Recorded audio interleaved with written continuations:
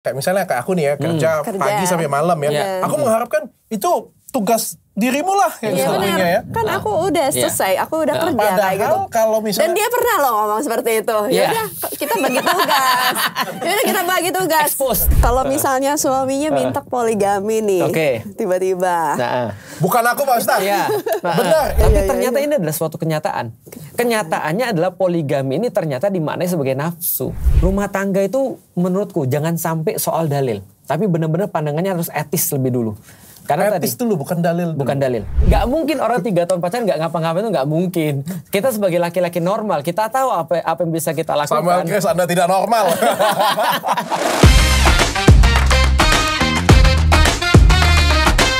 Assalamualaikum Ko Felix Show. Waalaikumsalam warahmatullahi wabarakatuh. Istriku, saya serahkan Ko Felix Show. Silakan Anda tanya, Anda cabik-cabik.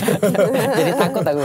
Tapi saya yakin sih, di sini Ko Felix Show itu tidak perlu mengeluarkan kemampuan tertinggi ya. Karena gini, orang Palembang tuh berbahaya. Tapi yang lebih berbahaya, Palembang yang perempuan. Iya, kenapa? Gak tahu. Kayaknya semuanya begitu deh kayaknya. Makanya orang bilang kan kalau orang Palembang tuh berbahaya. Itu dari bawah, dari Palembang sampai Aceh tuh perempuannya berbahaya semua tuh. Galak ya? Lebih galak daripada laki-lakinya katanya. Dia nggak galak. Nggak galak ya. Cuma langsung hilang aja orangnya. Kemarin kita sudah belajar Pak Ustadz. Sebenarnya kan kita belajar dengan Ustadz Khalid ya. Tapi mungkin istriku agak segen bertanya dengan Ustadz Khalid ya. Jadi aku bilang, oke, kali ini waktumu. Silakan kamu bertanya sepuas-puasnya apapun. Dengan Ko Felix Show. Kalau Ustadz Khalid kan Ustadz. Kalau aku motivator. Jadi santai aja. Karena Ko Felix Show lebih terbuka. Jadi bisa ditanyain jungkir balik dan mudah-mudahan tidak tersinggung. Kalau yang kayak kemarin kan Pak Ustadz Khalid. Kayak ngelihat apa perempuan aja kayak nggak ngelihat kayak gitu. Ya karena kan kemarin kan banyak kan ngeliatin Dokter Richard. Kalau ke aku tuh nggak ngelihat, dia nggak mau menjaga ngeliat. pandangan. Dia menjaga pandangan. Nah itu mungkin karena jadi dia agak lebih sungkan ya. Ya, jadi kita kayak ini ya, jadinya kayak lebih sungkan kalau jadinya. kita kayak kumpul keluarga kayaknya. Soalnya wajahnya sipit-sipit semua Palembang gitu. Maju Palembang. Anggap aja reuni keluarga nih ya. Tapi sebelum kamu tanya, aku mau kasih pertanyaan pertama dulu dengan Ko Felix. Ko Felix, kita itu harus jadi Islam yang seperti apa? Karena sepanjang aku belajar lagi nih ya, kan setelah selesai kuliah dengan Ko Felix, aku mengalami beberapa perjalanan lagi dan belajar lagi. Kalau menurutku ada 3 Islam di Indonesia. Yang pertama Islam KTP. Yang kedua Islam. Yang ketiga Islam banget. Islam bang. Kita ini harus menjadi yang seperti apa nih Ko Felix? Kalau aku kira-kira yang mana tuh? KTP kan nggak mungkin ya. Islam atau Islam banget kalau aku.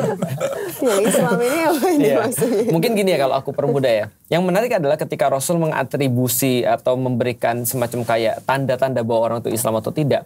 Itu Rasul ternyata memberikan daripada efek, bukan daripada klaim daripada orang itu. Contoh misalnya ya, Rasul setauku ya tidak pernah ngasih tahu bahwasanya Islam itu adalah diatributkan pada sholat misalnya. Tidak itu dulu. Atau Islam itu diatributkan pada berapa banyak dia hafal Quran. Tidak itu dulu. Tapi atributnya Islam yang ketika Rasul katakan itu justru yang paling minimal kata Rasul adalah orang yang bisa menyelamatkan Muslim yang lain daripada omongannya dan dari tangannya. Nah jadi atributnya itu justru daripada apa yang menjadi kontribusi dia pada orang lain.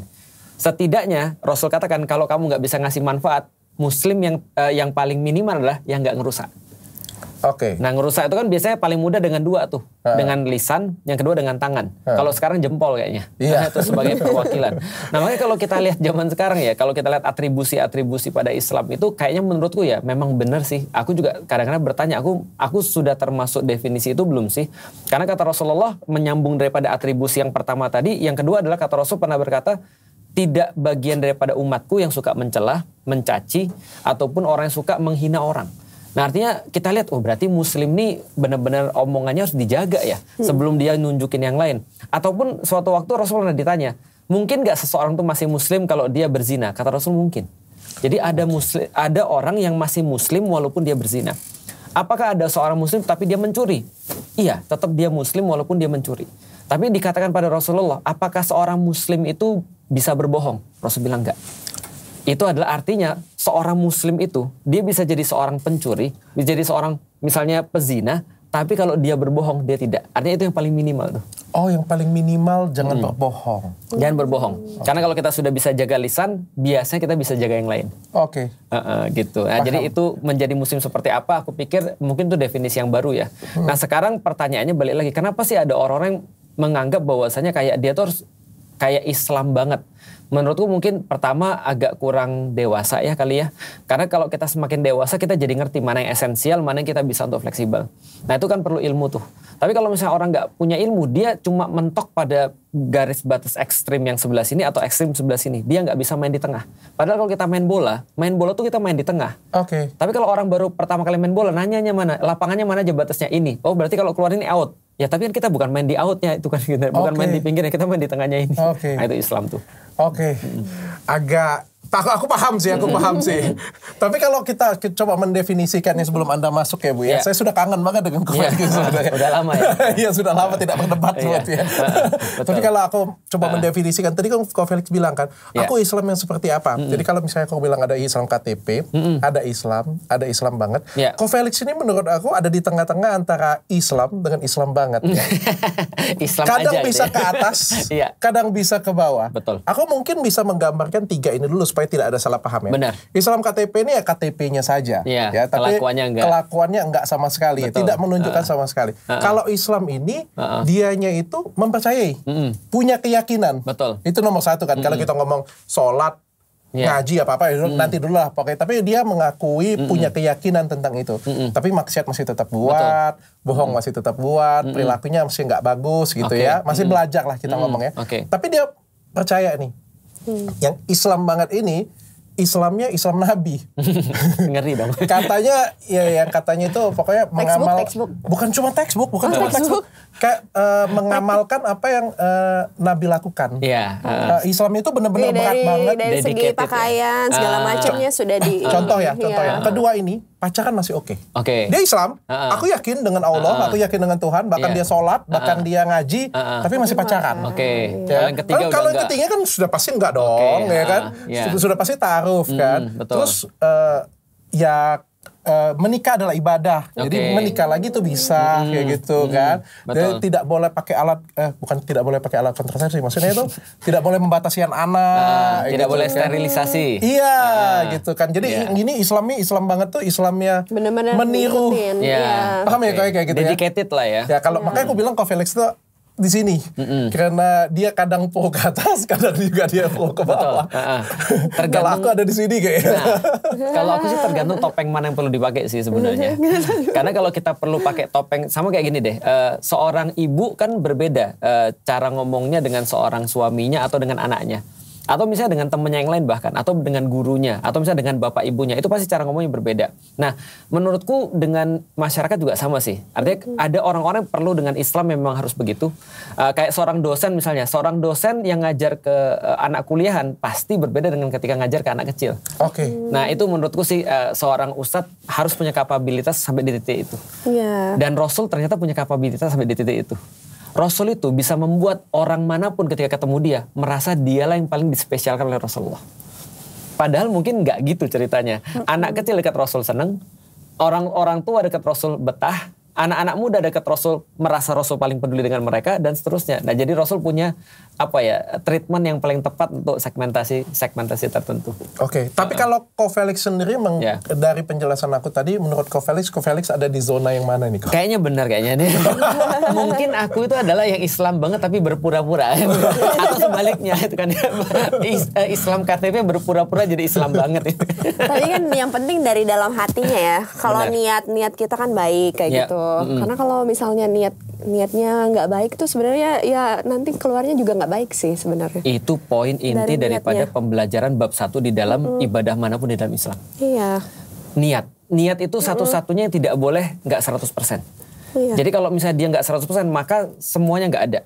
Jadi niat itu contoh kayak gini ya misalnya ya. Kalau ada orang misalnya dia melakukan sesuatu di dalam Islam nih, bab pertama kan bab niat. Jadi kalau aku ditanya, aku sering guyonan begini, Ustadz apakah Ustadz berencana untuk poligami misalnya? Aku bilang baru bab 1, bab niat. Itu aja belum 100 gitu.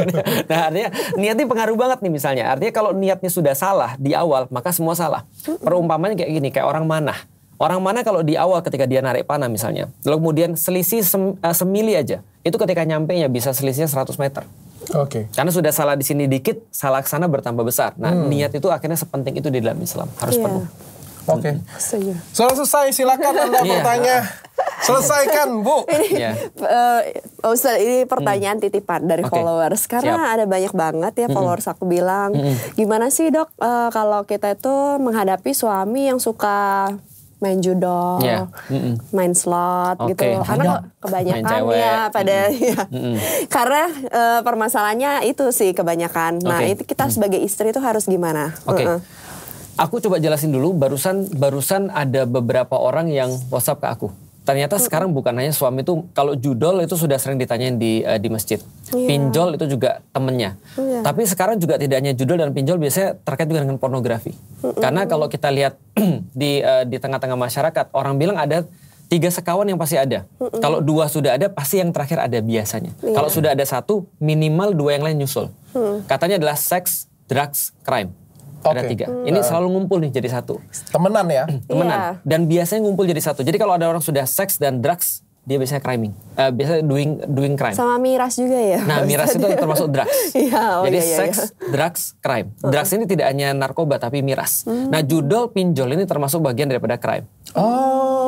Ya kan, crime kan? Karena kita udah tahu lah, judi itu kan bagian daripada crime. Orang pasti melakukan crime. Nah, dan ini 3 ini biasanya gabung. Nah, makanya ketika aku ketemu dengan beberapa orang, dia ngomong suaminya begini, selingkuh, lalu kemudian suaminya misalnya kayak suaminya selingkuh, suaminya minum-minuman. Biasanya kekerasan dalam rumah tangga. Itu biasa rumusnya begitu, nggak bisa dipisahkan satu sama lain. Atau ada orang kekerasan dalam rumah tangga, biasanya ada cewek yang lain. Dan seterusnya. Jadi kita nggak bisa memandang remeh kalau ini sudah berkaitan dengan 3 ini, seks, drugs, crime. Aku masih ingat banget dulu ketika aku belum masuk Islam, aku punya prinsip dalam hidupku, aku nggak mau 2. Pertama, aku nggak mau minum, kedua, aku nggak mau zina. Yang sudah pasti akhirnya membuat aku juga tidak melakukan crime. Karena kan kalau 3 ini bareng, kalau 2 sudah bisa diantisipasi, berarti 1-nya pasti juga lebih mudah untuk diantisipasi. Nah, balik lagi kepada seorang suami yang ketahuan misalnya melakukan nonton film porno, atau misalnya melakukan onani misalnya, atau melakukan misalnya kayak judol ataupun pinjol dan segala macam. Nah, gimana kalau kita melihat laki-laki seperti ini? Pertama, kita harus tahu bahwa itu adalah bagian daripada maksiat. Nah, kalau bagian daripada maksiat, kita harus tahu juga fungsi seorang istri bagi rumah tangga itu seperti apa. Menarik banget. Di dalam Al-Quran, Allah menyampaikan tugas istri yang pertama adalah fasolihatun. Fasolihatun ini artinya adalah perempuan-perempuan yang mereka memberikan perbaikan. Yang lebih menarik lagi adalah ketika Allah menyebutkan laki-laki dalam rumah tangga, dia menyebut ar-rijalu qawwamuna 'alan nisa. Laki-laki itu adalah pemimpin ataupun penanggung jawab daripada rumah tangga ya. Tapi ketika menyebut perempuan, Allah nggak bilang perempuan itu, nggak langsung mereka adalah pembuat kesolehan atau perbaikan. Artinya perempuan itu di dalam rumah tangga diposisikan sebagai reparator yang mereparasi apapun. Jadi contoh gini misalnya, yang paling mudah ya.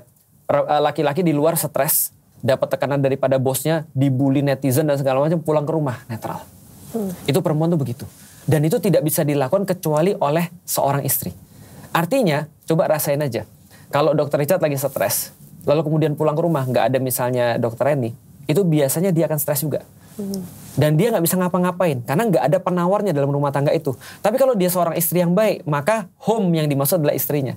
Bukan house. Bukan rumahnya, tapi istrinya ya. Karena house beda dengan home. Di dalam Islam, house itu bangunan, home itu istri. Makanya namanya kan sakinah. Sakinah itu artinya adalah tenang. Kata yang sama untuk menyebut rumah dalam bahasa Arab, maskanah, artinya tempat yang menenangkan atau tempat ada istri. Gambarnya seperti itu. Berarti sebenarnya kalau menurut Pak Ustadz itu berarti ya kalau misalnya kita dapat suami yang kayak gini lah ya, kayak yang buruk banget ya, yang buruk banget kayak gitu ya. Kayak gini bukan kayak gini. Ya, contoh. Berarti kita itu sebagai istri, kalau misalnya kita tuh baik atau istri yang soleha kayak gitu, berarti kita tuh harus ngajak dia untuk kembali ke kebaikan kayak gitu. Betul. Nah, maka ketika dia ada pinjol, judul dan segala macam, ternyata aku pernah baca beberapa penelitian, orang yang nonton film porno, orang yang membuat maksiat dan segala macam, itu kadang-kadang bukan hanya dia addicted, tapi karena benar-benar dia nggak ngerti apa yang dia lakukan. Jadi kebanyakan karena ada waktu luang dan ada kesempatan dan dia nggak tahu mau ngapain. Alias dia tuh nggak punya visi sebenarnya. Nah, jadi ketika ngelihat seperti ini, pertama-tama yang harus diketahui sebagai seorang perempuan adalah bagaimana cara ngerubah laki-laki. Nah, aku mau nanya juga bagi dokter nih. Iya. Dok, yang paling penting bagi laki-laki dalam rumah tangga apa? Bagi laki-laki? Iya, yang paling penting. Yang dituntut dari seorang istri dalam rumah tangga apa kira-kira? Yang paling dituntut penting oleh istri dalam rumah tangga? Yang dituntut oleh dokter Richard dari dokter Reni misalnya apa? Wah, aku nggak banyak tuntutan lagi dengan atau gini, dokter Richard pernah marah nggak sama dokter Reni? Sering. Nah, pernah diklasifikasi nggak apa yang buat marah? Oh, dia lemot. Selain itu, dia yang paling sering? Rebahan aja. Ini kalau aku tanya istri pasti beda nih jawabannya nih. Aku jujur ya, dia lemot, dia rebahan aja, dia malas kerja. Udah itu aja sih. Nah, kalau menurut dokter ini apa yang membuat langsung tiba-tiba dokter Richard bisa marah? Memang dasar sifatnya kayak gitu. Oh, memang sifatnya kayak gitu. Iya. Ini kayaknya agak sulit ya aku untuk konsultasi nih. Oke, aku sampai nih ya. Menurutku, bukan menurutku sih, ada penelitian mengatakan 70% masalah rumah tangga adalah karena komunikasi. Iya. Dan yang paling sering kalau aku ya mengambil contoh secara pribadiku adalah kalau aku merasa harga diriku terganggu. Dan nggak cuma aku, seluruh cowok dalam rumah tangga itu yang paling penting. Kalau aku tanya dan hasil penelitian psikologi juga, psikologi populer mengatakan harga diri. Jadi laki-laki tuh nggak bisa harga dirinya tuh dipermainkan dalam tanda kutip. Contohnya misalnya ya, dia lagi di depan teman-temannya, tiba-tiba kita datang, main terus. Itu walaupun dia lagi kondisinya enak. Gengsi, harga diri. Nah, artinya laki-laki itu tidak bisa diubah kalau andaikan dia merasa terancam. Nggak ada satupun orang yang bisa diubah kalau dia merasa terancam. Ini basic untuk nasihatin orang. Atau basic untuk mengubah orang. Kita harus tahu bahwasanya orang kalau mau kita ubah, dia harus kita ubah pada saat dia lagi mau untuk diubah. Jangan sampai menghasilkan dia tuh tidak mau diubah. Artinya kalau misalnya dia jadi tidak mau diubah, apapun yang kita punya jadi percuma. Aku mau ambil contoh ya. Kita gak usah ambil ke judul dulu lah. Azan berkumandang. Istriku lagi nasihatin anak-anakku. Karena bagi istriku, kalian ini gak bener. Kamar berantakan. Naruh ini gak bener. Makan gak diberesin dan segala macam. Tiba-tiba azan. Ketika azan, apa kata istriku? Koko, wudu sana. Segera ke masjid. Gozi, wudu. Abi, ke masjid. Aku kenapa aku jadi kena juga? Aku tadinya mau ke masjid, jadi nggak jadi ke masjid aku. Kenapa? Defensif. Harga diriku terganggu. Lalu aku bilang sama dia, aku bukan anakmu loh. Kamu nggak bisa ngomong kayak aku kepada aku kayak seperti itu. Karena aku adalah suamimu. Harusnya kamu beda cara ngomong dengan istrimu, dengan anak, dengan suamimu. Dan yang kedua, kapan kamu lihat aku ketika ada azan nggak ke masjid? Jawaban dia sering gitu. Jadi mungkin dia nggak jawab karena dia tahu ketika aku lagi luang aku pasti ke masjid gitu maksudnya. Tapi cara komunikasi dia itu menutup aku. Aku jadi tertutup. Nah artinya ketika lihat lagi seperti itu, kalau dinasihatin langsung marah-marah, apalagi marah-marah, itu pasti langsung laki-laki yang langsung nutup. Ya, berarti kan kalau kita sebagai istri berarti nasihatnya harus dengan kelembutan berarti kan. Dengan kelembutan, belajar cara komunikasi. Iya. Iya betul, belajar komunikasi kan. Kalau sebagai wanita tuh kan laki-laki ngelihatnya wanita tuh lembut, kayak ekspektasinya sabar gitu. Mungkin dengan cara kelembutan atau kesabaran mungkin dia bisa denger ya. Tapi kata orang katanya kalau sudah menyangkut seks, drugs kayak itu sulit digomongin karena itu kayak nggak bisa berubah katanya. Itu dari kebanyakan di media sosial di TikTok. Katanya nggak akan berubah katanya kalau misalnya udah namanya selingkuh, terus judi katanya sulit banget lah berubah. Aku sepakat karena gini. Nah makanya kita harus melihat dulu cowoknya kayak apa. Semuanya tadi aku sampaikan berlaku kalau cowoknya normal, tidak bajigur. Kalau cowoknya bajigur ini harus ada extra treatment. Karena gini ya. Extra treatment ya. Suatu waktu ketika aku pernah ribut agak gede sama istriku, aku bilang gini, "Dek, ada nggak sih yang kita ribut ini adalah karena aku maksiat?" Enggak. Kita ributnya tuh gara-gara kita punya pandangan berbeda tentang duit kita ini mau digunakan untuk apa. Bagi dia apa yang aku lakukan investasiku gagal bagi dia. Dan ini bukan bisnis ya, maksudnya investasi dakwaku gagal. Bagi aku enggak, itu adalah urusanku sebenarnya. Terus aku bilang gini, Dek, apa yang aku lakukan ini adalah sesuatu yang maksiat atau enggak? Enggak kan? Aku bilang sama dia, andai pun suatu hari kamu lihat aku maksiat, jangan tinggalin aku.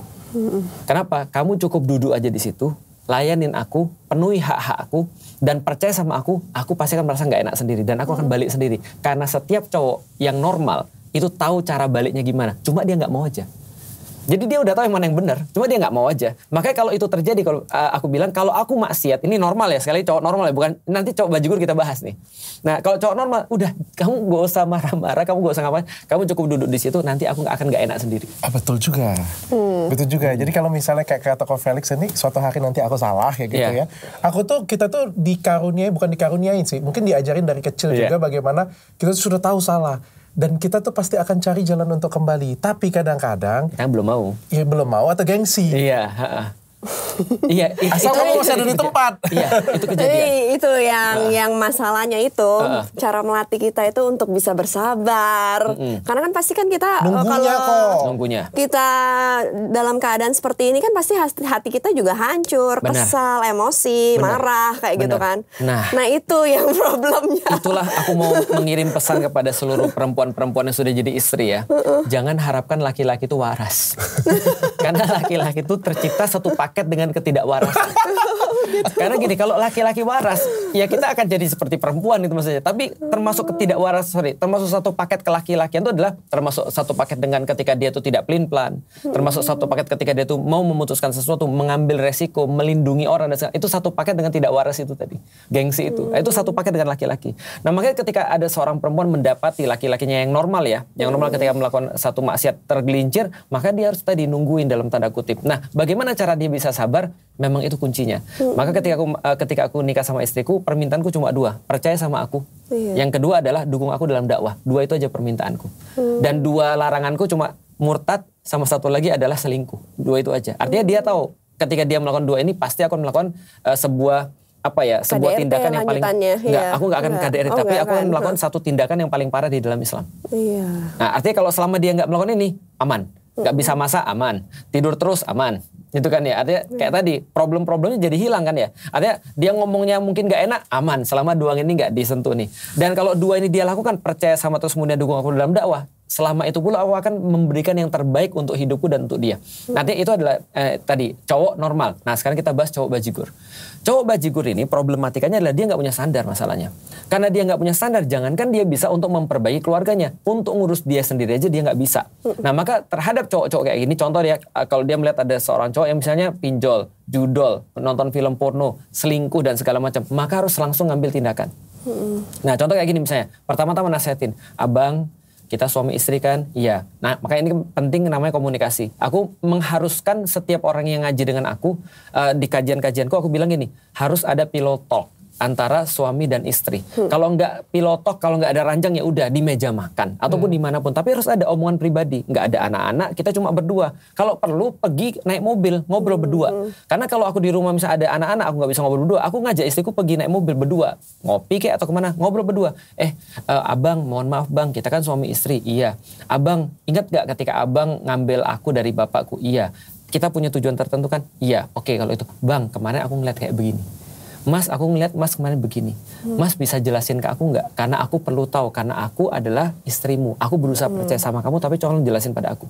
Kalau dia bilang, iya aku khilaf dan segala macam. Oke, kalau khilaf, ayo kita ambil tindakan. Karena kita tahu bahwa kalau tidak ada yang berubah formulanya, hasilnya juga nggak akan berubah dong. Maka terhadap orang-orang kayak gini memang betul ada banyak hal yang menjadi penyebab. Ada tadi waktu luang, itu parah banget. Kalau orang nggak punya visi, itu pasti akan menghasilkan orang pada perbuatan-perbuatan kayak gitu. Yang kedua, dia nggak punya nilai atau nggak punya ilmu. Yang ketiga, dia bisa jadi memang addicted. Nah kalau memang dia addicted, pertama kalau judul misalnya soal judul, aku pernah ketemu orang-orang kayak gini, nggak bijak dalam menggunakan harta, termasuk judul. Tahu nggak apa yang aku lakukan? Aku bilang, mulai dari sekarang transfer semua ke istrinya. Kalau itu adalah karyawanku. Benar-benar dikekang ya, dibatasin. Betul, karena kita tahu problematikanya di situ, bukan problematika di sini nih. Jadi artinya kalau duit itu ada di tangan dia, hilang tuh duit. Tapi pinjol dia bisa kok. Nah, ini ya. HP-nya nggak usah. Nggak pakai logika lagi ya. HP-nya nggak usah. Nanti dia bisa minjem temennya, tapi akan lebih sulit. Nah maka membatasi akses kepada maksiat itu sama pentingnya dengan menghilangkan Tapi maksiat. Itu boleh. Itu sangat boleh sekali. Peran istri memberikan pembatasan sedikit lebih keras itu namanya kok ya. Sangat boleh. Sebagai pemimpin rumah tangga itu boleh dalam sangat Islam, boleh. Ya? Okay. Karena gini ceritanya. Ketika seorang laki-laki sudah pinjol, berarti dia nggak ngerti apa yang dia lakukan. Jelas dia nggak ngerti apa yang dia lakukan. Ketika dia misalnya pinjol, judol, misalnya mulai DM-in cewek yang cantik-cantik dan segala macam, itu jelas dia nggak bisa ngendalin diri sendiri. Berarti dia perlu bantuan orang untuk ngendalin. Tapi tentu saja tadi ada kesepakatan dulu, kamu mau berubah nggak? Kalau kamu mau berubah, ayo kita coba nih seperti ini. Kalau dia bilang, tapi jangan kamu yang ngatur, ya udah kamu pilih ustadznya siapa. Kamu pilih ustaznya siapa? Ayo kita datang ke situ. Ngobrol tentang seperti apa. Nanti ustaznya pasti nyalain nih, duitmu transfer ke istrimu semua. Itu kan ya, HP nggak usah ada dulu. Itu kan ya. Kalau aku dapat lagi, kamu dapat judol nih misalnya, kamu langsung nginep di masjid nih berapa hari nih misalnya. Kalau dia masih mau. Nah, gimana kalau dia keras misalnya? Kalau dia keras dan nggak bisa berubah, benar-benar nggak bisa berubah, maka kita kasih tahu ada tenggat waktunya. Contoh misalnya 3 bulan. Itu cukup untuk perubahan sih 3 bulan. Untuk lihat evaluasinya seperti apa, kan habits kan dibentuk 1 bulan. 3 bulan habits itu udah mulai matang lah kira-kira gitu. Memang kalau udah nggak bisa berubah dari situ, ya udah nggak ada pilihan kecuali pendidikan selanjutnya. Apa pendidikan selanjutnya? Talak. Talak itu adalah bagian daripada pendidikan. Biar dia ngerti gitu, maksudnya ketika dia misalnya dipisahkan dari anaknya atau dia dipisahkan dari istrinya, apakah judul itu bisa membantu dia. Di titik itulah itu menjadi pendidikan bagi dia dan pendidikan juga bagi istrinya. Oke. Itu yang maksudnya yang kasih talak itu siapa? Talak itu suaminya. Istrinya juga bisa minta. Istrinya bisa minta talak? Istri bisa minta. Oh itu ya aku tadi mau tanya. Nanti kita masuk. Itu segmen selanjutnya. Sebenarnya aku pengen tanya sih itu. Karena dari bahasa ke Felix tadi seolah-olah istrinya bisa melakukan talak kan. Tapi kita tanya lebih lanjut tentang itu. Tapi aku pengen lihat dulu. Kalau misalnya cowoknya brengsek banget. Oke, bajigur lah. Nonton film porno gitu. Ketahuan terus sih selingkuh terus. Selingkuh terus. Sudah dimaafin ketahuan. Berapa kali sih seorang istri itu di dalam agama Islam ada diajarin nggak? Berapa kali sih kita harus memaafkan suami kita sampai akhirnya kita udah nggak bisa dimaafin lagi? Memaafkan tuh tidak ada batasnya. Tapi memaafkan tuh tidak sama dengan bodoh. Karena menurutku adalah berharap pada sesuatu yang nggak mungkin terjadi itu bodoh. Kalau dalam bahasa Perancis menunggu godot itu. Jadi ada cerita di Perancis menunggu godot, orang nggak bakal datang gitu maksudnya. Artinya gini, artinya kita tuh kan dikasih akal untuk melihat kan ya. Makanya kita kasih beberapa namanya measure. Kita kasih beberapa treatment untuk ngelihat dia serius atau tidak. Contoh misalnya kayak gini ya. Dalam beberapa masalah selalu perlu yang namanya waktu. Kita lihat 3 bulan. Kalau kamu nggak berubah dalam 3 bulan, maka aku harus ngambil tindakan. Karena aku nggak bisa nunggu terus nih. Siapa yang jamin kamu bakal berubah? Kan nggak ada. Tapi kalau dalam 3 bulan itu dia menunjukkan keseriusan untuk itu, dia pasti bisa berubah sebenarnya. Dan ada banyak orang-orang yang bisa berubah dari hal-hal seperti itu. Dan problematikanya lagi gini. Kenapa aku bilang bahwasanya memaafkan itu tidak sama dengan bodoh? Jadi gini, ada orang yang sudah bisa memaafkan suaminya, tapi tetap aja dia harus bercerai gitu maksudnya. Karena kesalahan suami udah terlalu parah atau nggak bisa balik lagi. Artinya memaafkan dengan kemudian bodoh itu nggak sama. Contoh kayak gini ya dok ya. Aku dapat beberapa penelitian yang benar-benar mengaitkan problematika lanjutan daripada penyakit mental itu ada kaitannya dengan fatherless.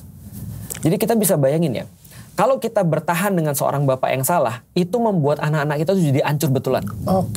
Karena ketika dia, mohon maaf dok, kenapa banyak problematika seperti mohon maaf ya, cewek-cewek terus bikin OnlyFans di Amerika sana, jual badan. Lalu kemudian mereka banyak mungkin secara seksual mereka bingung mereka tuh laki-laki atau perempuan dan segala macam. Karena ini semua pendidikan laki-laki memang. Makanya di dalam Al-Quran itu kalau kita lihat ada berapa puluh percakapan antara orang tua dan anak. Itu semuanya adalah bapak dengan anaknya. Maka hasilnya adalah anak yang normal.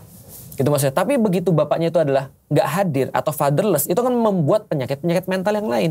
Karena kalau kita bahas tentang akil dan balik, maka balik itu lebih kepada fungsi daripada ibu, sedangkan akil itu fungsi bapak. Artinya kalau anak itu misalnya contoh ada anak dia udah gede, badannya berfungsi dengan sempurna, pasti dia ibunya pasti baik. Tapi kalau mikirnya parah nih, nggak sabaran, impulsif, itu pasti bapaknya nggak hadir. Nah itu problematika. Jadi dua-dua perannya itu penting ya dua-duanya. Dan itu juga jadi pengaruh. Di Indonesia banyak bapak-bapak yang seperti itu, yang tidak terlibat dalam pengasuhan anaknya. Bukan banyak lagi dok, tapi orang hampir bilang 90% iya, Indonesia fatherless nation. Iya. Fatherless nation. Fatherless nation. Yes.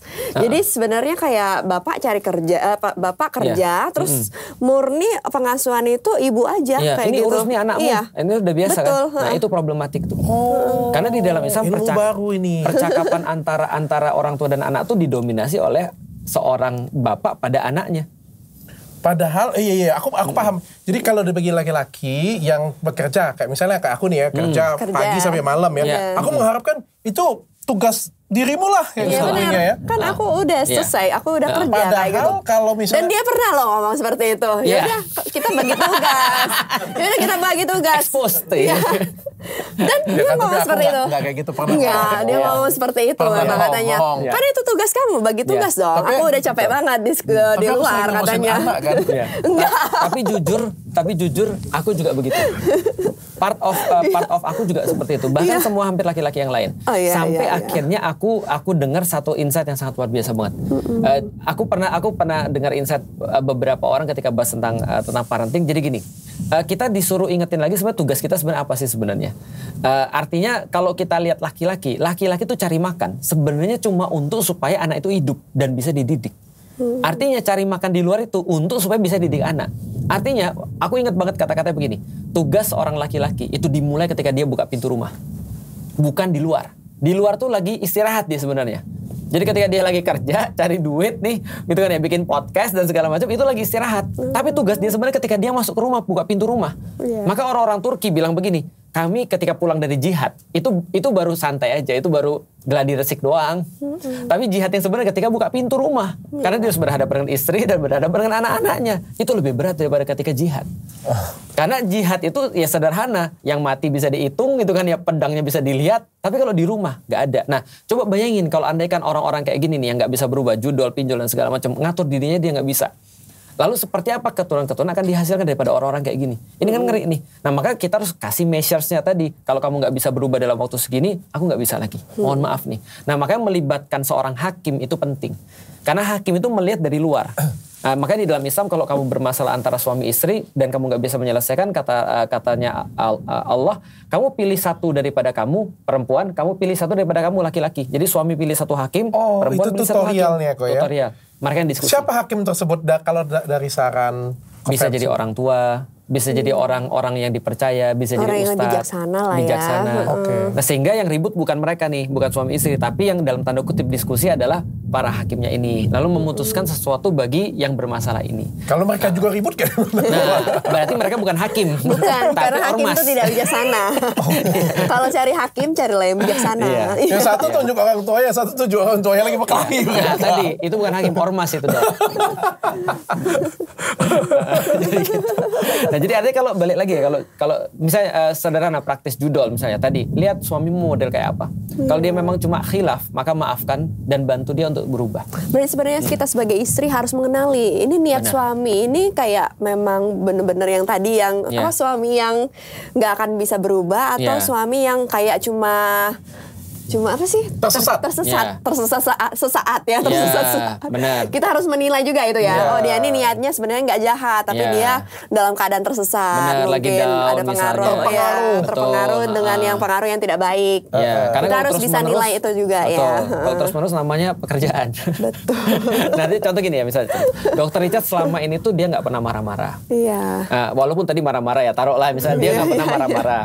Dr. Richard selama ini dia selalu misalnya nyapa anaknya ketika dia mau tidur. Dr. Richard selama ini bagus aja ngasih nafkah ke Dr. Reni misalnya. Dr. Richard selama ini bagus terus sholatnya dan segala macam. Tiba-tiba dia melakukan sesuatu misalnya pinjol misalnya. Atau judol lah, nggak mungkin pinjol lah ya, judol. Nah berarti dia berarti lagi ada masalah. Apa yang bisa aku bantu? Betul. Apa yang bisa aku bantu? Apa yang bisa terus? Kadang-kadang laki-laki tuh salah satu racun yang paling bahaya di rumah tangga adalah anggapan. Harusnya dia ngerti aku. Itu bahaya banget sih. Contoh ya, seorang laki-laki, banyak banget laki-laki yang selingkuh. Ketika aku ditanya, dia bilang gini, harusnya istriku tuh ngerti aku. Kenapa aku cari di luar? Karena dia nggak bisa muasin aku. Lah istri nggak pernah dikasih tahu gimana cara muasin dia. Lah gimana ceritanya kalian ngobrol aja nggak pernah. Tiba-tiba kamu beranggapan istrimu ngerti. Dan istrimu beranggapan kamu kan sudah nggak perlu lagi harusnya. Atau misalnya nggak perlu sebanyak itu misalnya. Dan segala macam. Maka dia berasa selingkuh keluar. Loh, kalian nggak pernah ngobrol kok. Ternyata itu penyakit laki-laki. Laki-laki tuh nggak mau kasih tahu istri ya sebenarnya ya. Dua-duanya juga. Anggapan itu penyakit suami dan istri. Dan itu yang niupin adalah syaitan. Syaitan di dalam rumah tangga senantiasa meniupkan harusnya dia ngerti. Dan harusnya dia ngerti tuh kalau dibawa kemana-mana. Berkembang tuh anak-anaknya banyak tuh. Iya betul. Berarti dia ini ya. Berarti dia ini. Ujungnya apa? Kayaknya memang dia lebih sayang sama temennya daripada sama aku. ada iri, cemburu dan lain sebagainya. Itu muncul dari anggapan tadi. Nggak sih itu lebih ke kayak sebenarnya itu tidak terjadi tapi dalam pikiran kita tuh udah seakan-akan terjadi kayak gitu loh. Begitu kita konfirmasi dia bilang apa? Aku nggak maksud gitu kok. Tapi kamu ngomongnya nggak enak. Tapi aku nggak maksud gitu. Serius deh aku nggak maksud gitu. Lah kalau kita omongan semuanya ternyata lebih kecil daripada yang kita duga kan. Oke. Kok aku pengen selipin satu kok. Dalam proses ini kan ada yang namanya dengan meminta maaf ya pasti ya. Entah itu kesalahan pada wanita, entah itu kesalahan pakai laki-laki. Tutorial bagaimana caranya memaafkan dengan sepenuh hati. Karena terutama wanita ini suka ngungkit kok. Gak ikhlas kayak gitu. Kayaknya semua laki-laki itu masih tahu ya. Misalnya sudah terlanjur, misalnya sudah terlanjur selingkuh misalnya ya. Terus kita ini mau maafin, kita maafin tapi kita nggak bisa melupakan. Jangan tunjuk ke sini, jangan tunjuk ke sini. Misalnya. Maksudnya kita tidak bisa melupakan katanya. Bisa memaafkan tapi tidak bisa melupakan. Itu gimana itu? Forgive but not forget juga ya. Jangan merasa rendah hati atau rendah diri ya bagi orang-orang yang sudah bisa memaafkan tapi tidak bisa melupakan. Karena Rasulullah juga begitu. Oh gitu. Rasulullah itu begitu. Rasulullah itu mengingat banget ketika hari di mana Hamzah bin Abdul Muthalib pamannya itu meninggal dengan cara apa? Ditombak dari belakang oleh seorang yang namanya Wahsy. Jadi ada budak yang disewa, dia nombak dari belakang. Ketika sudah hampir meninggal, dibelah terus kemudian dadanya, diambil jantungnya terus dikunyah sama seorang perempuan namanya Hindun. Hindun, seorang perempuan yang ngunyah saking dia marahnya sama Hamzah ini, sama Wahsy yang nombak dari belakang, dua-duanya masuk Islam. Tapi Rasul katakan apa? Aku terima keislaman kamu, tapi jangan di depan muka aku lagi. Kenapa? Karena dia nggak bisa forget dong. Ketika dia ngelihat orang ini, otomatis yang teringat adalah pamannya yang meninggal. Maka Rasul nggak bisa untuk melupakan kondisi itu, tapi tetap menerima keislamannya dia. Artinya wajar bagi manusia untuk bisa forgive but not forget. Tapi itu memaafkan nggak sih namanya? Maafkan. Itu tetap memaafkan. Jadi memaafkan itu artinya adalah dia sudah mengikhlaskan semua itu, dikembalikan pada Allah. Bahwasanya manusia itu punya kesempatan untuk bertaubat. Ketika bertaubat diterima, maka ketika dia diterima keislamannya itu bagian daripada pemaaf. Maka Rasulullah itu dikatakan oleh Allah fa'fu anhum wastaghfir lahum. Tidak hanya disuruh maafin, tapi disuruh minta ampun pada mereka. Jadi ketika ada orang berbuat salah di masa Rasulullah perang Uhud, itu menyebabkan paman yang Rasulullah yang lain meninggal. Hamzah itu meninggal pada saat itu, betul. Nah, jadi Hamzah meninggal ketika perang Uhud. Itu Rasul benar-benar dia diam, dia nggak bisa berkomunikasi dengan siapapun karena ada 40 orang yang bantah ucapannya dia, suruh berjaga di atas bukit pemanah. Tapi 40 orang ini turun karena ada pampasan perang. Rasul benar-benar marah banget pada orang-orang ini. Apa kata Allah? Fa'fu anhum wastaghfir lahum. Maafkan mereka wahai Muhammad dan mintakan ampun untuk mereka. Coba bayangin, kalau maafin mungkin satu level ya, tapi memintakan ampun orang-orang ini itu level yang lain. Rasul sudah sampai tahapan itu. Nah, maka ketika Rasul menerima keislaman Hindun dan juga menerima keislaman Wahsy tapi nggak mau melihat itu, forgive but not forget. Nah, jadi aku pikir ya sebagai manusia wajar aja sih senantiasa terngiang-ngiang, teringat seperti itu. Bagi laki-laki ataupun perempuan yang mereka dapat masalah seperti itu, ketahui bahwasanya trust is earned but not asked. Terima bahwasanya harga daripada perbuatanmu itu ya ini, gitu maksudnya. Harus terima. Memang harus terima. Walaupun kita tahu bahwa kita nggak salah aja diungkit-ungkit itu kan ya. Contoh misalnya istriku selalu bilang gini, dia tuh nggak ada cewek tuh nggak ada tengah-tengah. Selalu aja kalau ke WC nggak pernah ditutup. Perasaanku kemarin ku tutup deh. Selalu aja, nggak pernah. Selalu dan nggak pernah, ekstrim kan. Nah, artinya kita nggak punya kesalahan aja istri kita ngungkit-ngungkit, apalagi kita punya kesalahan. Ya udah, kalau memang ada sesuatu yang memang menjadi kesalahan kita, ya udah terima, itu harga kita berbuat maksiat. Gitu maksudnya. Dan tidak hanya terima, dan dalam diri kita berkata begini, oke, karena trust itu didapat, bukan diminta, maka aku akan raih trust kamu. Oke. Bisa digapai lagi. Bisa. Orang trust is us. Kalau trust is earned, berarti dia bisa dicapai. Diperjuangkan ya. Dengan cara apa? Track record. Diperjuangkan. Jadi kalau misalnya sudah ada trust issue kan, berarti kan itu kalau misalnya sudah posisinya diselingkuhin ya, dia kan ada trust issue ya. Ya berarti dia harus terima dong kalau misalnya dia ungkit-ungkit kembali. Tapi juga dari itu dia juga harus perjuangkan ya dengan ini. Dan tahu penelitiannya dok, kata orang di dalam dunia marketing, untuk menggapai satu pelanggan baru itu kita perlu $5 kalau kita bandingin. Tapi untuk membuat pelanggan yang sudah kecewa, lalu kemudian untuk dia bisa netral, bukan suka ya, biar bisa netral, itu perlu 17. Jadi harganya itu harus dibayar lebih mahal ya. Benar. Jadi contoh ya, melakukan satu kesalahan selama 1 bulan, tidak cukup dibayar dengan 1 bulan berbuat baik. Oke. Itu di dalam marketing ya. Tapi Allah kan maha adil dan maha murah ya. Ya tapi kita bukan Allah kan. Bukan, maksudnya karena Allah maha adil dan maha murah, akhirnya kita bisa meminta agar istri kita dilembutkan oleh Allah. Ya Allah, pemilik hati kan engkau nih, buatlah istriku ridho sama aku kan gitu kan ya. Artinya itu bisa minta ke Allah. Kan nggak perlu marketing kan. Kalau marketing segitu. Siap. Lanjutkan Ibu. Nih, kalau misalnya suaminya minta poligami nih. Tiba-tiba. Bukan aku Pak Ustaz. Iya. Benar, ini aku kasih tahu dulu, bukan aku. Cara kita sebagai istri itu kita mau nolaknya itu gimana? Iya. Berarti nggak setuju karena, ya? Karena kan biasa. Istri yang tidak setuju cara nolaknya bagaimana? Cara nolaknya secara halus atau gimana kayak gitu. Kalau Dokter Richard nggak poligami aku yakin. Kenapa? Karena ini istri orang Palembang. Dan dokter lagi. Tiba-tiba suntik mati kan itu kan. Tuja kok. Habis suntik mati dituja lagi. Nah jadi followers aku banyak dah. Nah langsung di cancel ya, cancel.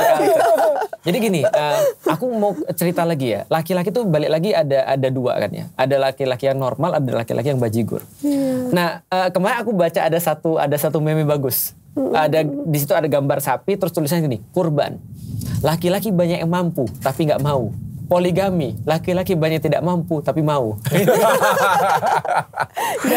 Nah makanya kita bilang kan itu kan guyonan ya. Tapi ternyata ini adalah suatu kenyataan. Kenyataannya adalah poligami ini ternyata dimaknai sebagai nafsu, bukan sebagai sebuah syariat atau sebagai sebuah ibadah. Artinya kalau dimaknai sebagai nafsu berarti dia akan ngejar itu dulu dibandingkan yang lain. Contoh nafsu itu begini ya, nafsu itu ya.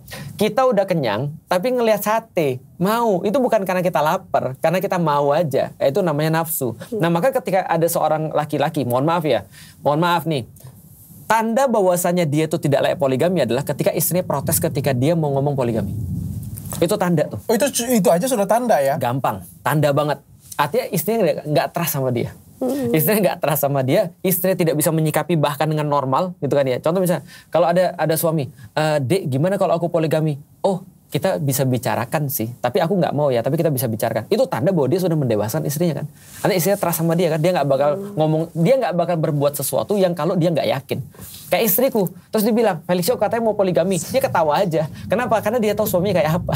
Felix Show tuh mana mau repot dia. Jangan dua istri repot aja dia nggak mau.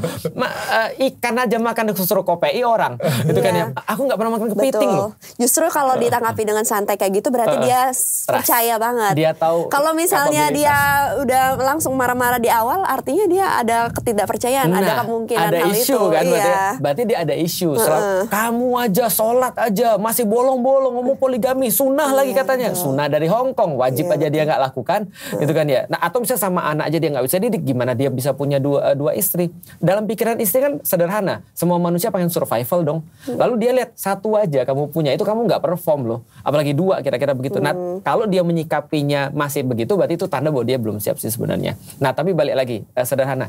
Kalau misalnya dia mendapati seorang suami, saya datang pada dia, aku mau poligami, sampaikan aja secara santai bahwasanya, abang, aku tahu mungkin abang pengen poligami. Ini kalau cowok normal ya, kalau cowok bajigur tadi kita udah lewatin lah. Kalau misalnya dia datang mau poligami, ambil sendal aja. Tapi kalau bajigur nggak akan ngomong poligami kok. Iya sih. Langsung dinikahi siri aja. Atau langsung diselingkuhi. Nggak ketahuan ya. Langsung poin pertama tadi. Ini kayaknya khusus untuk yang normal. Nah, kalau normal berarti tinggal ngomong, abang, mohon maaf bang, kalau boleh tahu abang pertimbangannya apa. Dan diajak ngobrol kan berarti, oh iya aku tuh pengen untuk nambah nambah koleksi. Bukan, amanah misalnya. Aku merasa bahwa amanahku terlalu dikit. Oke bang, boleh nggak saya nawarin sesuatu yang lain gitu misalnya. Kalau memang abang pengen nambah amanah, ayo kita coba cari yang lain yang aku juga ridho gitu maksudnya. Apa kita nambah bisnis untuk kemudian kita kerja untuk dakwah? Atau kita nambah terus kemudian dakwahnya kita tambah bebannya atau apa? Abang yang kurang apa nih sekarang ini? Oh aku, mohon maaf misalnya, aku hypersex misalnya. Aku tidak cukup dengan satu perempuan. Oke, berarti itu jadi pertimbangan. Bisa difahami ya maksudnya. Ini kan berarti kan nggak mungkin dong istrinya ngikutin ritme suaminya kalau memang sudah masuk kepada itu ya, misalnya hypersex misalnya. Berarti dia tidak tercukupi dengan satu perempuan. Oke, berarti bisa dipertimbangkan. Gimana nih cerita kalau datanglah ke dokter. Ada opsi apa aja nih bagi orang-orang kayak gini nih misalnya. Lah kalau memang nggak ada opsi lain kecuali memang dia harus punya istri yang 2, ya kenapa tidak? Atau contoh misalnya, ya kenapa tidak diobrolkan? Maksudnya kenapa tidak nikah kan? Namanya poligami kan juga harus ada keluarga. Yang kedua, mohon maaf kita belum punya anak sampai dengan saat ini. Kayaknya aku mau coba deh. Siapa tahu mungkin aku bisa punya anak daripada yang lain. Mungkin sedih, tapi bisa diobrolkan. Make sense artinya. Ini kan menjadi sesuatu yang tidak perlu disikapi dengan sesuatu yang salah kan. Artinya tidak selalu harus nafsu. Kalau laki-lakinya memang laki-laki yang normal. Jadi diobrolkan tuh. Berdasarkan kesepakatan aja berarti ya. Benar. Tapi tetap boleh perempuan nggak mau. Oh tetap boleh. Aku nggak mau. Keputusan ada tetap di tangan kamu. Tapi kamu perlu tahu aku nggak mau. Itu tetap itu boleh sah. Dilakukan atau tidak? Boleh dilakukan dan sah secara agama. Kalau meskipun istrinya tidak boleh?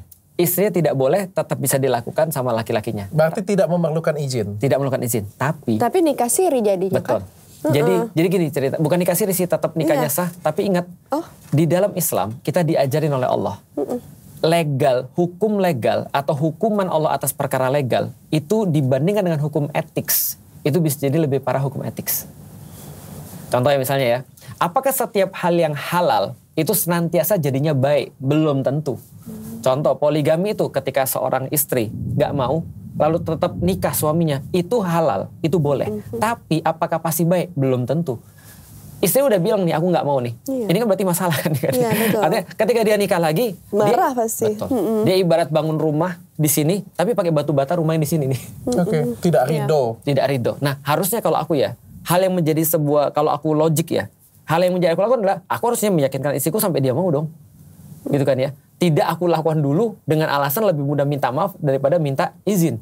Udah jelas-jelas sih saya nggak mau. Ibaratnya dia bangun rumah di sebelah sini, dia ngancurin rumah yang sebelah sini untuk membangun rumah yang ini, yang sebelah sini. Maka coba bayangin ya, kalau sana suaminya bilang, tapi kan menurut agama boleh aku nikah walaupun kamu nggak minta izin. Istrinya bilang gini, juga boleh bagi aku untuk tidak perform 100% sama kamu.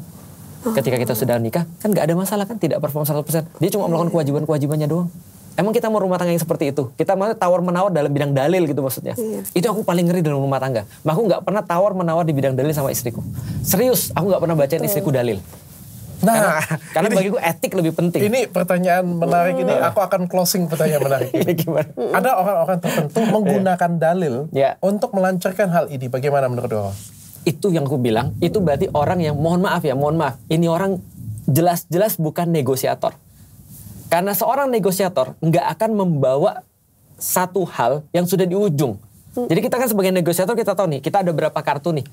Belum apa udah keluar kartu yang paling ujung nih. Gimana ketahuan semua dong kartu kita. Enggak. Bukan seperti itu kok. Bahkan aku membayangkan dan aku pernah tahu karena aku ngobrol dengan beberapa orang nih ya. Pakai dalil ya?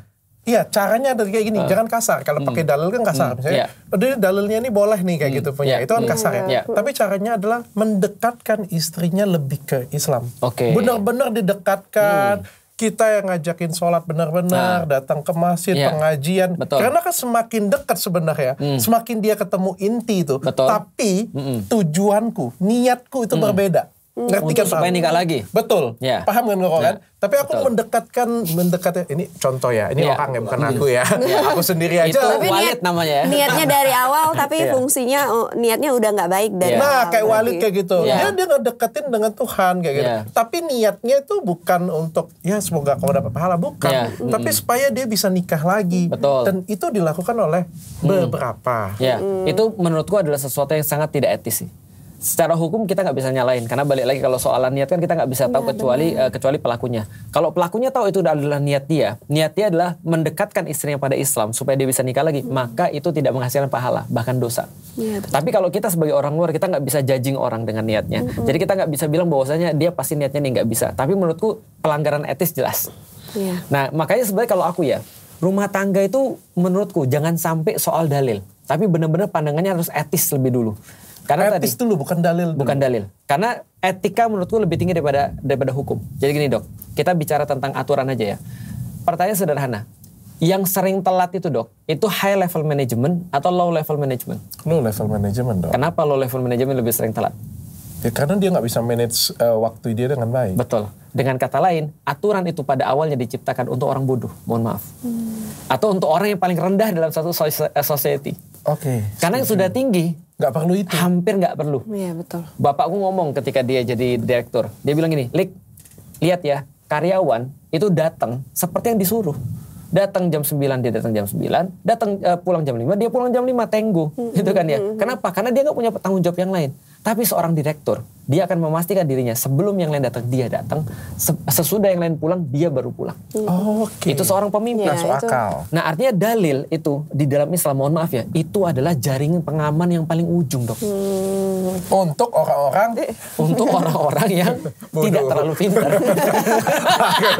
Yang butuh diatur ya. Yang butuh diatur. Aku cuma mau ngasih tahu aja. Kalau sebenarnya orangnya kalau sudah akhlaknya bagus, dia sebenarnya nggak butuh aturan itu. Dia tidak secara naluriah dia aja sudah ini. Dia pengen. Dia jadi gini, kalau ada orang yang sudah benar-benar dekat dengan Allah ya, dia tuh pengen sholat tuh lebih daripada 5 kali sehari. Cuma karena dibatasin 5 kali, dia nggak boleh gitu.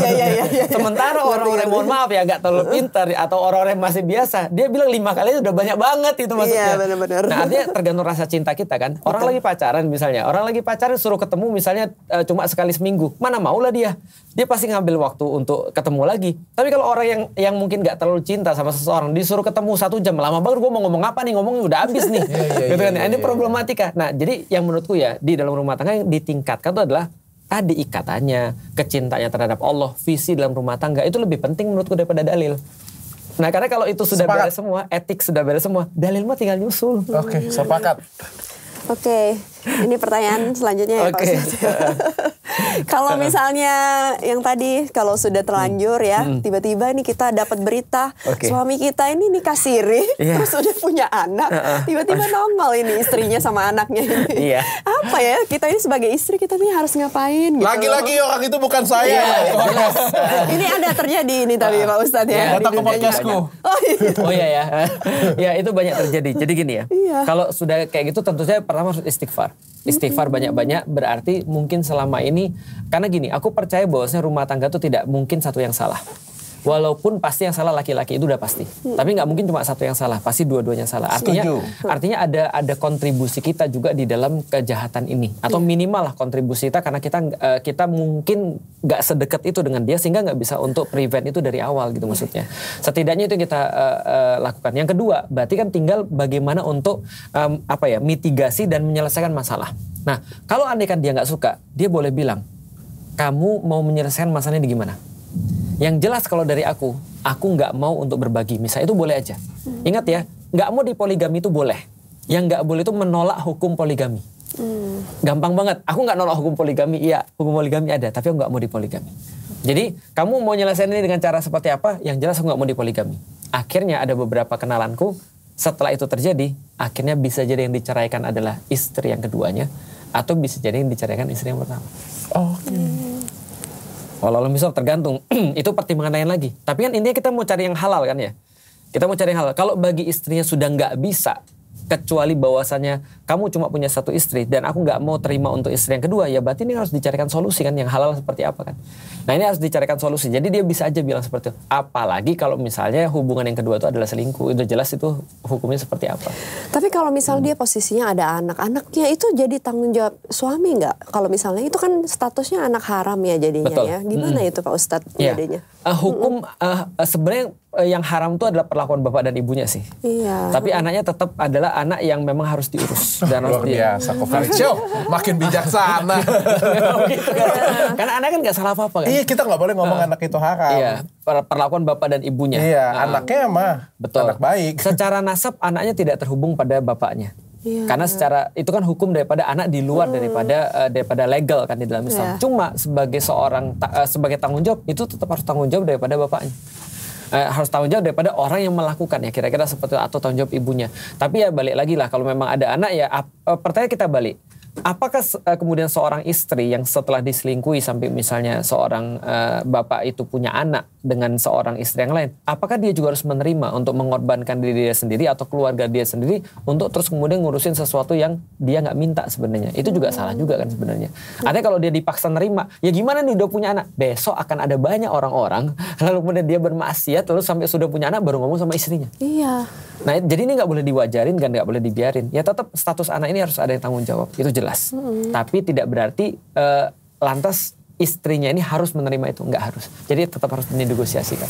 Tapi mungkin berarti secara nafkah ya tetap dinafkahin. Tapi kalau misalnya secara hubungan bapak sama anak nggak bisa seperti yang anak yang kandung kayak gitu, anak bisa. Kandung, anak yang dalam legal. Pernikahan yang legal kan, betul. Berarti nggak akan bisa seperti itu betul. Ya. Karena gini ceritanya, kalau di dalam Islam sederhana aja, kalau sudah nggak ada nasab, berarti nggak ada hubungan waris. Iya. Kalau sudah nggak ada hubungan waris, ketika misalnya anak ini perempuan, maka bapaknya tidak boleh menjadi wali untuk menikahkan anaknya. Jadi ada banyak sekali, mohon maaf ya. Memang di Indonesia banyak kecelakaan juga kan ya. Iya.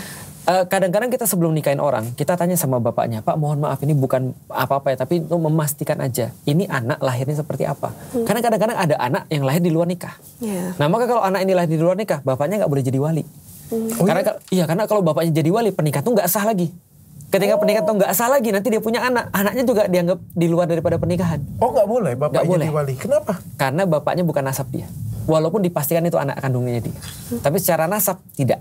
Oh, jadi siapa yang boleh jadi wali dia? Yang boleh jadi wali adalah yang ditunjuk oleh pemerintah KUA. Karena bapaknya udah batal kewaliannya. Nah, ini hukum lanjutan di dalam Islam tuh. Jadi lanjutan daripada perzinahan adalah dia tidak boleh untuk mewarisi nama bapaknya. Nasab tuh nggak bisa ke situ. Walaupun itu anak kandungnya. Oke. Kok aku pengen tanya kok kalau misalnya kita ngomong maksiat ya, selama ini kan kita dengar maksiat. Betul. Definisi operasionalnya itu sampai di mana sih? Kalau chatting-chattingan dengan orang maksiat nggak? Kalau misalnya jalan pacaran pegangan tangan tapi nggak ngapa-ngapain, nggak ngapa-ngapain ya kau ya? Atau misalnya baru jatuh cinta, nggak sampai ke berhubungan ini baru ya? Jatuh cinta, atau sampai berhubungan, atau sampai punya anak, atau sampai menikah lagi? Bagus pertanyaannya. Aku dulu sering guyon gini, kalau ada orang aku pacaran nggak ngapa-ngapain, lu terus ngapain pacaran? Ya pasti itu pasti ngapa-ngapain. Aku pernah ketemu sama orang 3 tahun pacaran, aku bilang kalau lu 3 tahun pacaran cuma pegangan tangan. Samuel Chris. Berapa tahun ya? 7 tahun ya? 2 tahun pacaran ya. Nah, makanya kan nggak mungkin orang 3 tahun pacaran nggak ngapa-ngapain, itu nggak mungkin. Kita sebagai laki-laki normal, kita tahu apa yang bisa kita lakukan. Samuel Chris, Anda tidak normal. Ya mungkin kayak zaman dulu ya. Aku 4 tahun pacaran dan aku nggak ngapain di Palembang. Itu karena aku bodoh sih. Ya serius karena sama aku juga. Bodoh ya. Orang zaman dulu tapi iya, karena kita benar-benar bodoh. Kita nggak ngerti harus melakukan apa. Karena itu kayak FOMO doang. Nggak diajarin orang tua. Nggak diajarin. Aku baru ngerti kehebatanku itu apa ketika aku sudah kuliah. Aku baru ngerti. Buset, selamanya aku mana aja. Maksudnya aku bisa melakukan apa aja, aku jadi baru ngerti gitu. Maka aku jadi ngeri dengan diriku sendiri ketika untungnya aku masuk Islam. Balik lagi ke tadi ya. Jadi kalau jadi batasnya apa? Sampai perbuatan dia tidak termasuk dosa.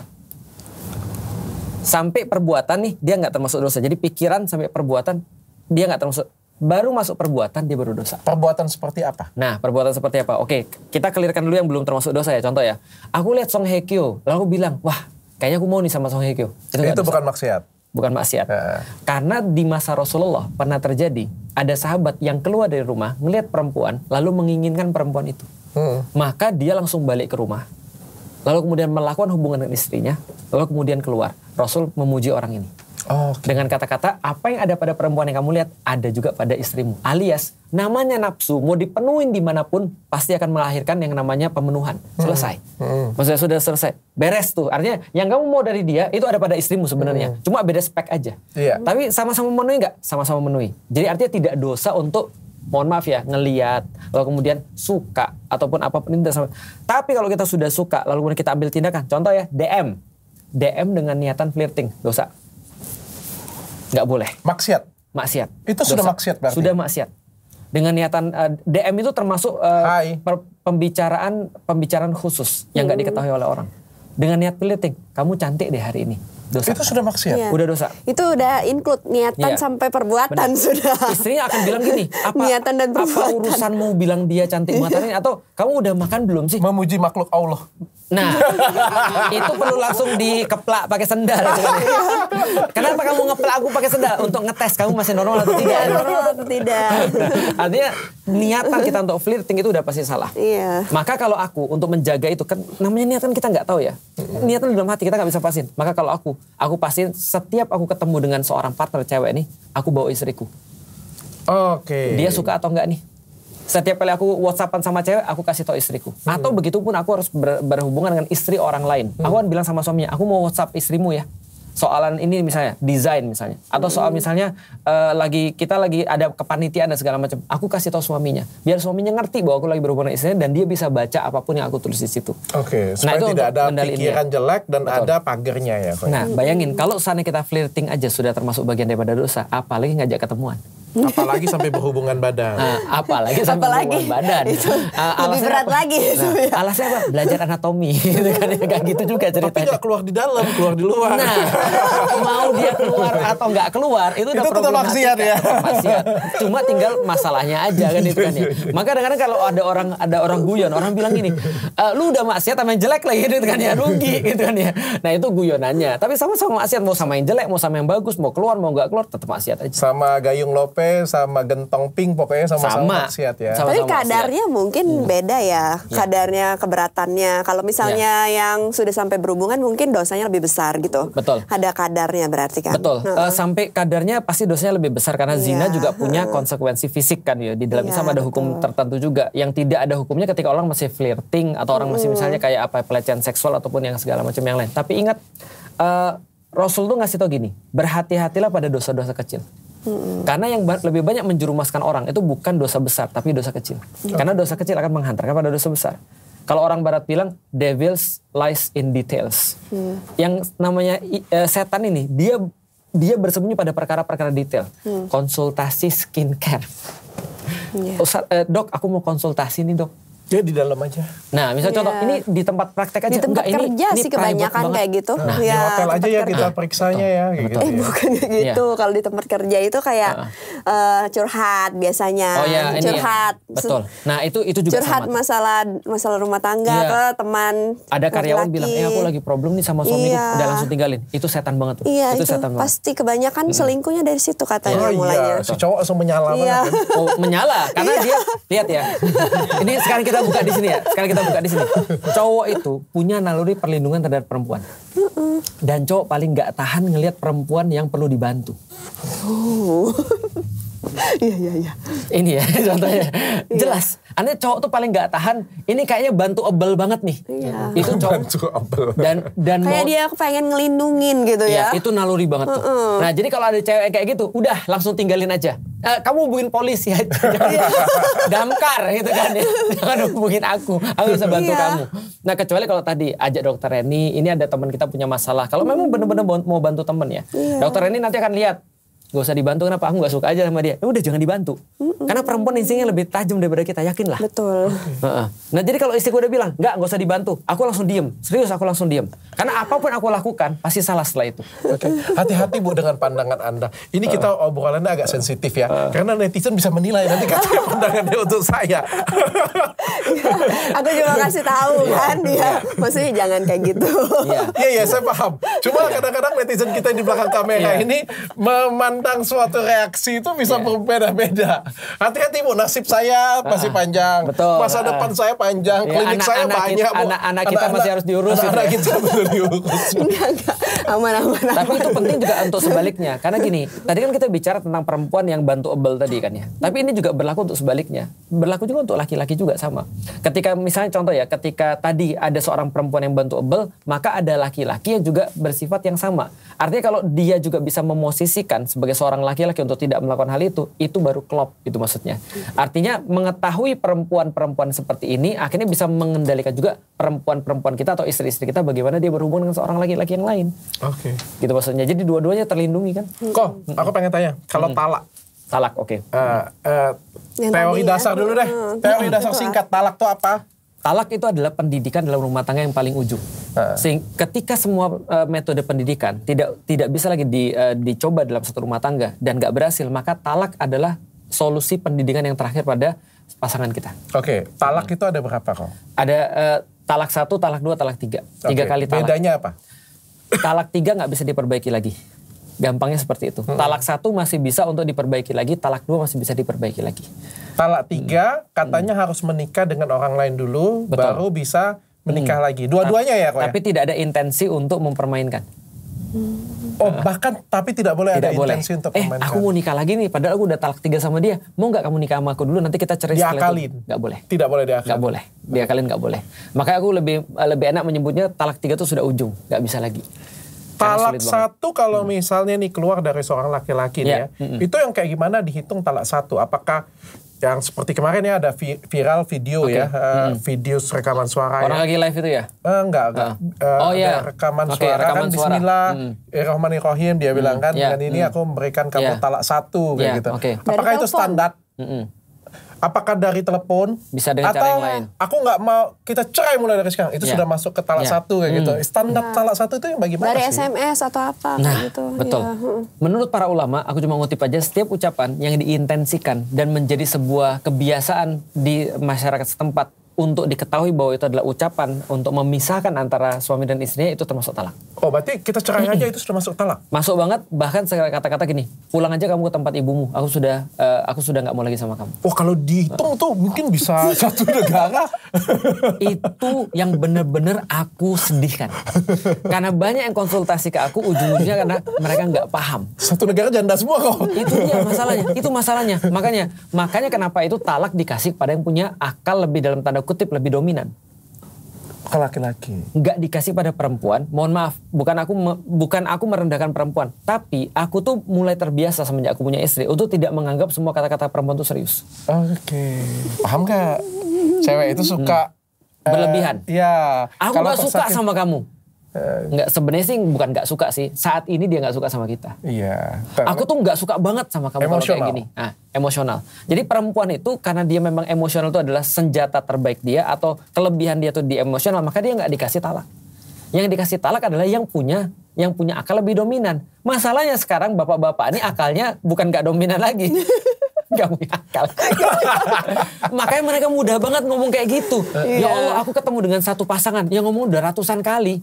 Masalahnya adalah talak itu ketika diomong, contoh misalnya, kamu pergi aja di rumah ini. Udah, kamu kalau gak suka sama aku, kamu pergi aja di rumah ini. Misalnya, balik lagi ke tempat ibumu misalnya.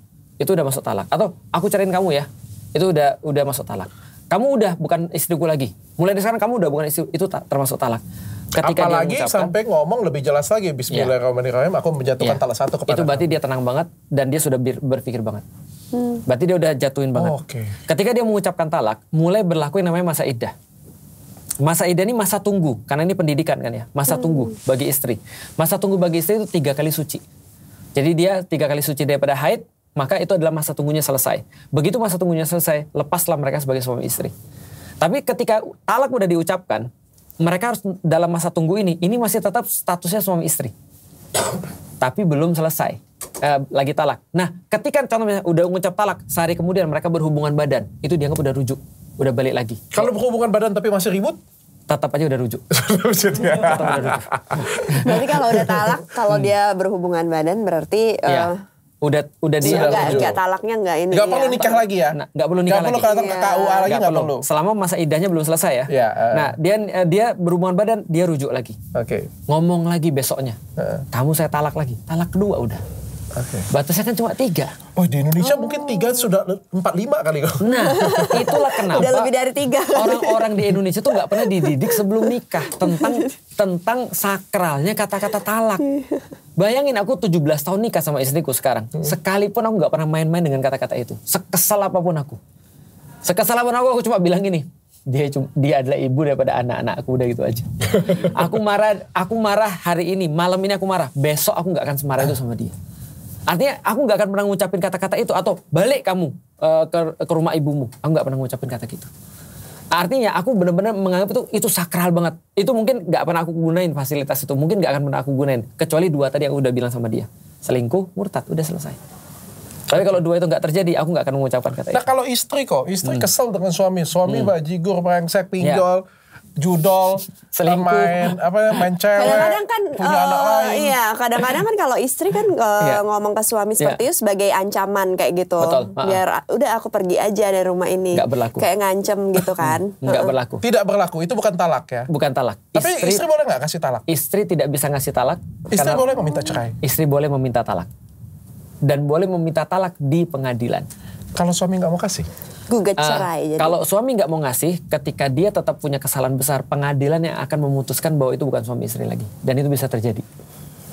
Itu bisa terjadi. Artinya tetap adil sih sebenarnya.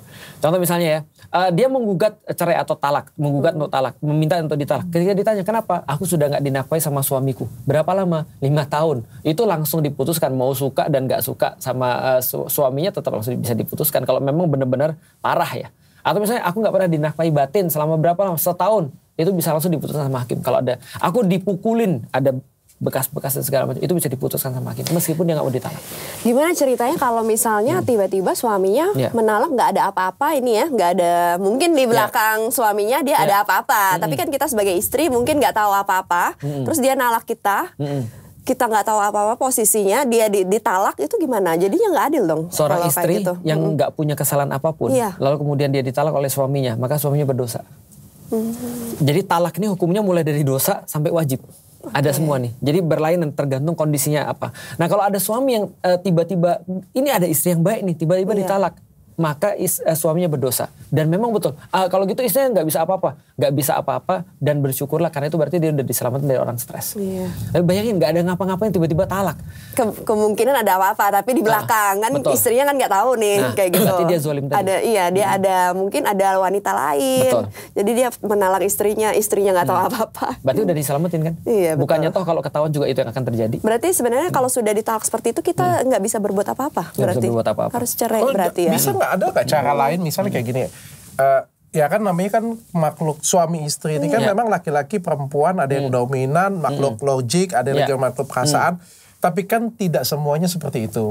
Ada juga yang laki-laki makhluk perasaan ada juga wanita yang makhluk logik kayak gitu punya ya. Kita nggak bisa ya rata-rata lah kita ngomong itu kan semua orang berbeda-beda ya komposisinya. Laki-laki nih minta talak nih, kita cerai nih.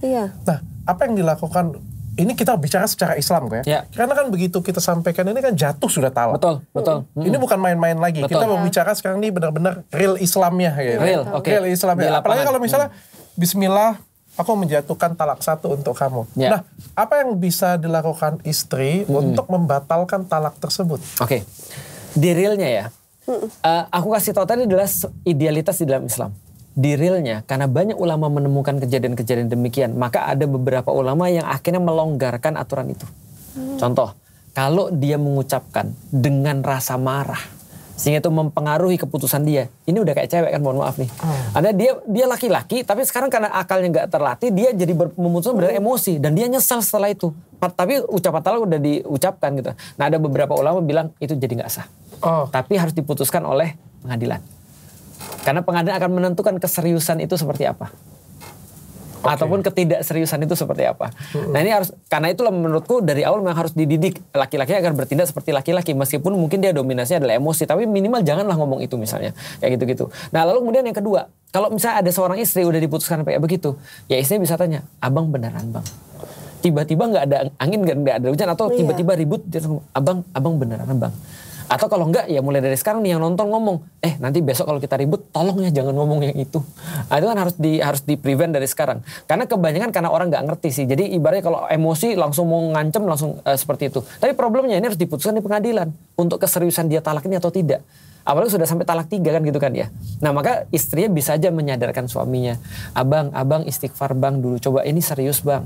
Ini serius banget misalnya, kata dia, aku sudah beristikharah, aku sudah memutuskan ini semua data-data kesalahanmu misalnya, ini kenapa aku nggak bisa lagi sama kamu dan segala macamnya, kemudian dia ngucapin talak dengan, oke, berarti memang sudah benar. Tapi kalau memang tidak benar atau emosi, pengadilan nanti mutusin. Makanya lebih baik jangan deh. Kalau misalnya istrinya nggak mau, karena dia di posisi yang dirugikan nih. Kalau misalnya dia bercerai, dia di posisi yang rugi. Jadi secara finansial dia rugi, kayak gitu. Secara anak-anak dia rugi. Anak-anak misalnya ikut suami kan. Dia nggak mau nih kayak gitu. Kita mau tetap sama-sama, dia bisa nggak seperti itu? Enak kayak dengan Dr. Felix ya. Enak kan dengan Dr. Felix ya kan. Jadi kalau gitu aku bilang gini sama istri. Aku bilang gini sama istrinya. Bun, coba pikir ya. Apa sih yang menjadi nyawa daripada rumah tangga kita? Nyawa daripada rumah tangga kita itu adalah trust sebenarnya. Trust itu artinya apa? Kita mau merasa saling memerlukan. Maka yang lain yang paling berbahaya di rumah tangga adalah ketika satu orang sudah merasa dia bisa tanpa orang yang lain. Aku bisa kok tanpa istriku. Atau istri bilang, gak ada suami juga gak apa-apa sih sebenarnya. Nah, itu kan bahaya banget. Nah coba bayangin, gimana kalau salah satu daripada pasangan suami istri itu sudah berpikir bahwa aku nggak perlu dia, alias sudah mengatakan dia talak. Artinya kalau menurut orang Cina ya apa gunanya lagi? Ini nggak ada bisa dipertahankan gitu, meskipun dia merasa dirugikan. Nah kalau memang dia merasa dirugikan secara sesuatu, maka itu harus dituntut. Contoh misalnya, kalau kita talak sekarang, aku udah nggak apa-apa nih, tapi masalahnya secara harta aku dirugikan, tuntut hartanya. Makanya ini bagi yang ada di sini nih, Islam dari awal itu udah ngatur di dalam keluarga keuangan termasuk. Maka Islam itu menjelaskan bahwa setiap kepemilikan itu harus jelas. Karena kalau ada suami meninggal sama istri meninggal itu beda nanti urusannya tuh. Contoh kayak gini ya, kalau Dr. Richard tidak berniat untuk nikah lagi, nggak apa-apa harta bareng, duit bareng, ataupun kemudian atas nama Dr. Richard, nggak apa-apa. Karena nanti suatu hari nanti Dr. Richard nggak ada misalnya, semuanya ke Dr. Eni sama anak-anaknya, nggak ada yang lain. Gampangnya seperti itu ya kalau mau gampang ya. Tapi kalau tiba-tiba dia ada secara legal istri yang lain, itu hartanya dibagi dua. Bahkan ketika itu adalah duit bareng-bareng untuk menghasilkan itu. Paham nggak maksudnya? Karena istrinya ada dua nih, baginya dua nih hartanya. Maka yang paling aman di dalam Islam, semua kasih istri aja lah udah. Oke. Artinya contoh ya, di dalam Islam ya, kebiasaan orang-orang Mesir ya, rumah apalagi itu di atas namakan istri. Itu lebih mudah tuh. Itu yang dianjurkan dalam Islam ya? Dianjurkan. Artinya benar-benar jelas kepemilikannya siapa. Karena begitu kita nggak ada, ini diatur kepemilikannya nih. Dilihat nih miliknya siapa dan dibaginya kepada siapa. Nah artinya kalau misalnya contoh, kalau misalnya Dr. Richard misalnya, kalau misalnya nggak mau riwah nih ya, kalau aku ya, mohon maaf, aku ditanya paling ekstrim. Kalau nanti ada apa-apa dengan Ummu Alila seperti apa, aku bilang aku kan pergi nggak bawa apapun, semuanya untuk dia. Karena aku laki-laki. Paham nggak maksudnya dok? Artinya aku nggak mau urusan ribet karena aku kan man of simple gitu kan ya. Artinya, nah dari sekarang rumah atas namakan istri, jadi nggak repot kitanya. Apalagi mobil yang gede-gede atas nama istri, gak repot. Oke. Kok aku keinget di episode awal kita ngobrol dan aku pengen ceritain dengan Ko Felix sedikit. Tapi ini obrolan yang banyak sekali terjadi di masyarakat. Laki-laki dan perempuan pacaran lalu dia menikah, wanitanya pintar, sukses, karirnya bagus. Laki-lakinya biasa bagus juga. Laki-lakinya juga bagus. Laki-lakinya juga kan sama-sama orang pintar, sama-sama orang bagus ya. Setara lah. Karirnya justru lebih tinggi, justru lebih tinggi sedikit, tapi Islam. Dua-duanya Islam dan suaminya itu Islam. Terus begitu menikah mereka, ya suaminya bilang kamu tidak perlu bekerja, menjadi ibu rumah tangga saja, menjaga dan mendidik anak-anak di rumah. Si istri tadi dengan kecerdasannya, dengan posisinya di perusahaan ditinggalkan semua demi ikut si suami tadi ya. Lalu berjalannya waktu tentu saja kan ketinggalan ya. Dulu kalau misalnya kita buka laptop kan startnya ada di sini, sekarang tidak ada lagi. Berubah ya. Buka langsung start ya. Zaman itu sudah berubah. Pendidikan level-level pendidikan juga berubah, aturan-aturan udah berubah. 20 tahun kemudian ketinggalan. Tentu kalau ngelamar kerja lagi siapa yang mau terima lagi? Kan udah tua. Ya kan? Sedangkan suami ini yang Islam banget nih, tiba-tiba selingkuh nih misalnya nih, atau tiba-tiba melakukan harus yang berpisah ya. Dan harus berpisah. Tentu kan ya posisi ini tidak menguntungkan untuk si istri. Mau cerai, kerja lagi nggak laku. Mau nikah lagi juga sudah tua, sudah jelek. Anak-anak juga menjadi mau bertahan ya sengsara, sakit hati kayak gitu. Nah ini terjadi kok banyak banget di Indonesia, masyarakatnya seperti ini nih. Akhirnya itu memaafkan dan disakiti lagi dan lagi. Betul. Untuk masalah-masalah kayak gini biasanya aku pakai cara pendekatan begini. Coba kita balik nih. Andai kan setiap orang berpikir bahwasanya dia harus aman dengan dirinya sendiri misalnya ya. Kayak tadi misalnya, aku berpikir bahaya nih kalau aku ninggalin semuanya. Aku mau tetap kerja aja misalnya. Coba kita balik ya.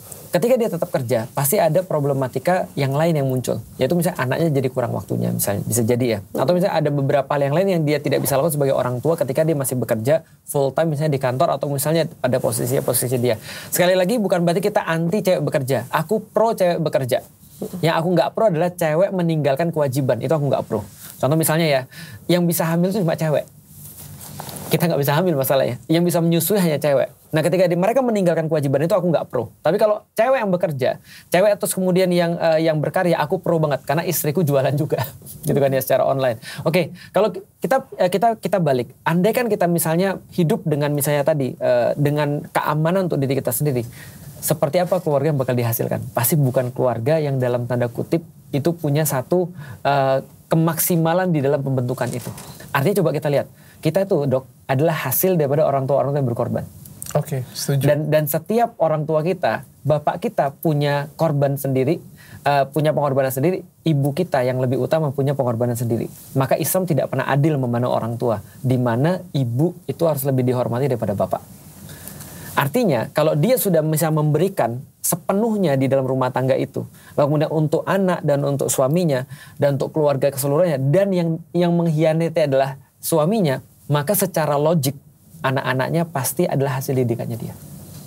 Dan harusnya sih itu semua tidak akan merasa dia nyesel. Kenapa? Karena dia udah melakukan yang terbaik, bahkan lebih baik daripada ketika dia kerja.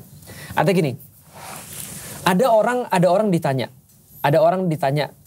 orang Amerika anti feminis, muncul gerakan itu di Amerika, ditanya tentang kamu kerja dapat uang segini, dengan anakmu ketika kamu nyaksin dia invitasi basket atau misalnya apa, kamu lebih pilih mana? Dia bilang, kembalikan saya untuk melihat anak saya invitasi basket, karena itu gak bisa diukur dengan uang. Yang bisa ngomong gitu orang yang punya uang.